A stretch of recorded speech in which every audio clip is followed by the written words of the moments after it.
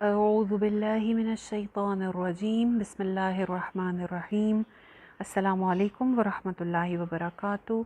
امید ہے کہ آپ سب خیریت سے ہوں گے۔ اس سے پہلے ہم نے زبر کی حرکت کی بات کی تھی اور ہم نے یہ بھی دیکھا تھا کہ اردو میں بھی زبر زیر پیش کی جو ہے وہ استعمال ہوتا ہے۔ یہ الگ بات ہے کہ ہم اردو میں ہمیں ضرورت نہیں ہوتی، ہم اہل زبان ہیں، ہمیں اعراب لگانے کی ضرورت نہیں ہوتی، لیکن ایسا نہیں ہے کہ اردو میں اعراب نہیں ہوتے، اعراب ہوتے ہیں اور ہم چاہیں تو لگا بھی سکتے ہیں، اور لیکن ہمیں ضرورت نہیں ہے کیونکہ ہمیں پتہ ہے کہ اس کو کیسے پڑھنا ہے۔ بالکل اسی طرح سے جو عرب کنٹریز ہیں وہاں پہ بھی جو یہ جیسے عرب نیوز پیپر آتا ہے، اخبار آتی ہے، یا کوئی وہاں پہ جو رسالے یا اور اس طرح کی کوئی چیزیں ہوتی ہیں، بکس ہوتی ہیں، تو وہاں پہ عربی پہ اعراب تھوڑی لگے ہوتے ہیں، لیکن وہ ویسے ہی پڑھ رہے ہوتے ہیں، ان کو پتہ ہوتا ہے کہ اس کو کیسے پڑھنا ہے۔ تو یہ ہماری سہولت کے لیے لگے ہوئے ہیں کہ ہمیں کنفیوژن نہ ہو کہ جی یہاں پہ اس کو کیسے پڑھنا ہے۔ تو بس اردو میں جس طرح ہم پڑھتے ہیں اعراب کے ساتھ، اسی طرح سے عربی میں بھی ہم اعراب کے ساتھ پڑھ لیں، اس لیے اعراب لگائے جاتے ہیں۔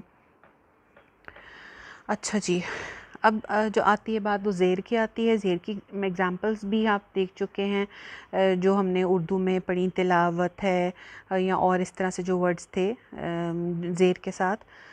تو زیر کیسے پڑھنی ہے آپ نے پہلے بھی سیکھا کہ جو زبر زیر پیش ہوتی ہے یہ الف کے مقابلے میں آدھی ہوتی ہے، مطلب اس کی جو حرکت ہوتی ہے نا وہ ہاف ہوتی ہے۔ اگر ہم کہتے ہیں پانی تو جو نی ہے، نون زیر یا نی، یہ جو یا ہے یہ ایک الف لمبا ہے، نی۔ انشاءاللہ آگے اس کے بارے میں آپ پڑھیں گے۔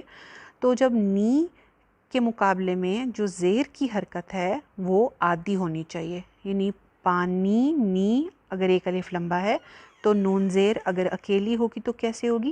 نی۔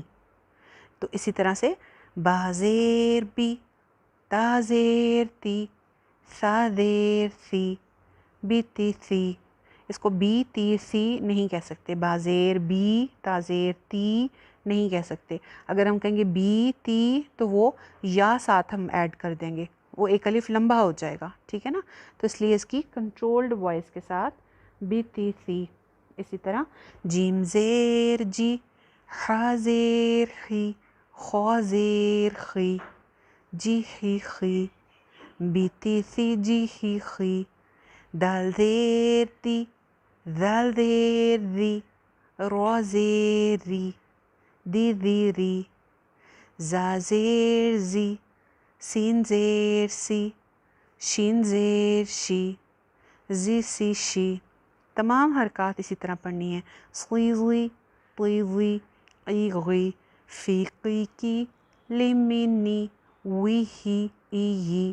کوئی بھی حرکت ہم نے لمبی نہیں کرنی، اور جب ہم نے اس کے ورڈز پڑھنے ہیں تو ان چیزوں کا خیال رکھنا ہے جو ہم نے زبر پڑھتے وقت رکھا تھا کہ ایکسرسائز جب آپ خاص طور پہ بچوں کو کرائیں تو سب ورڈز کا وزن ایک جیسا نہ ہو، حرکتیں جو ہیں وہ لمبی نہ ہوں، اسپیشلی فرسٹ والی حرکت یا پھر لاسٹ والی حرکت۔ اس ایکسرسائز کو بھی، ان ورڈز کو بھی آپ دو طریقے سے کرا سکتے ہیں، پہلے توڑ کے اس کے بعد پھر جوائن کر کے۔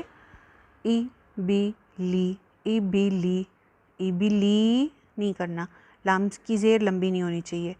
ای بی لی، ی لی ج، ی لی ج، س فی ہ، س فی ہ، ح سی ب، ح سی ب، ل می ن، ل می ن، ای بی لی، ی لی ج، س فی ہ، ح سی ب، ل می ن، وزن بدلتے ہوئے۔